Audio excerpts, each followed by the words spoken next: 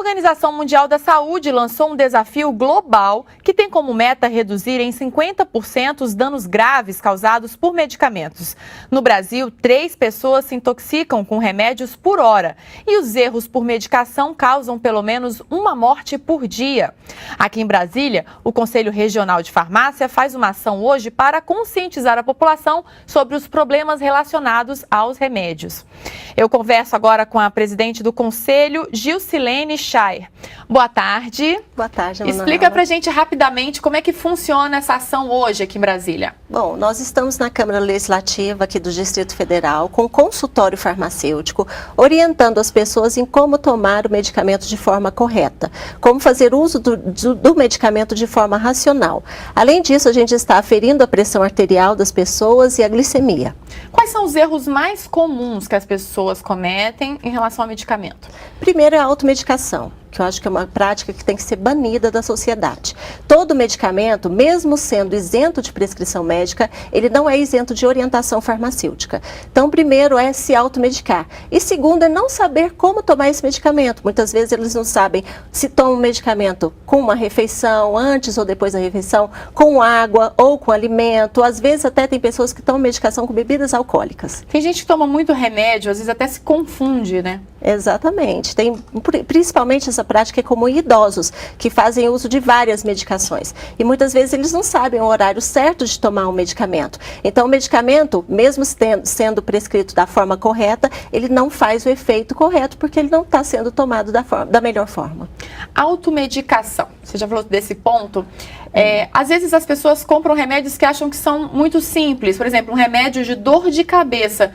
Pode causar um problema mais grave? Pode sim, nós temos vários exemplos. Por exemplo, uma simples dipirona, que tem um nome comercial como Novalgina e outros nomes, ela pode causar o que a gente chama de agranulocitose, que é a diminuição das defesas do organismo. Então, se você toma de uma forma que não é indicada ou não é orientada pelo farmacêutico, ela acaba causando danos à sua saúde. Mesma forma o paracetamol, que é muito comum a ser utilizado em casos de febre, de dores, ele pode causar até hepatotoxicidade, pode levar o paciente até a morte. Nossa, bem grave então bem nesse caso. Grave. E parece um remédio inofensivo, né? Exatamente, por isso necessita de orientação. Bom, crianças. Crianças estão sempre na lista das vítimas aí da medicação. Exatamente. É um problema considerado grave também na visão de vocês? Muito, porque assim, a gente sempre orienta que tem que deixar os medicamentos num local em casa onde a criança não tem acesso. Porque o medicamento, para a própria criança fazer o consumo, ele tem que ser mais palatável. Então, ele acaba sendo mais docinho, uma forma farmacêutica que seja melhor administrada. Então, a criança confunde aquilo com alimento. Ela acha doce, acha gostoso e é fácil dela fazer o uso e se intoxicar.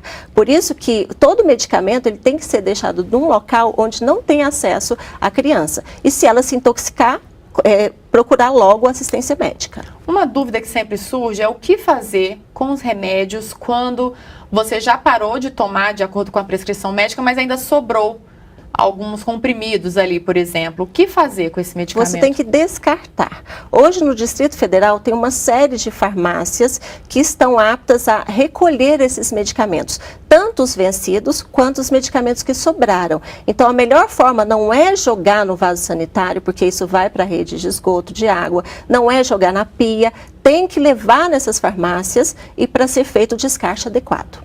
Qual seria o recado, então, para a população nessa semana de conscientização desse problema da medicação, que, como a gente falou aqui, é tão sério que leva à morte? Nós estamos na semana do uso racional do medicamento. Então, eu quero deixar como recado que vocês não se automediquem, procurem assistência médica e procurem a orientação do farmacêutico. E mais importante, Manuela, não entre em farmácia que não tenha o farmacêutico, porque ele é o profissional do medicamento e ele é o único profissional apto a dar todas as informações a respeito do medicamento. Muito obrigada pela entrevista e boa ação hoje aqui em Brasília. Eu que agradeço.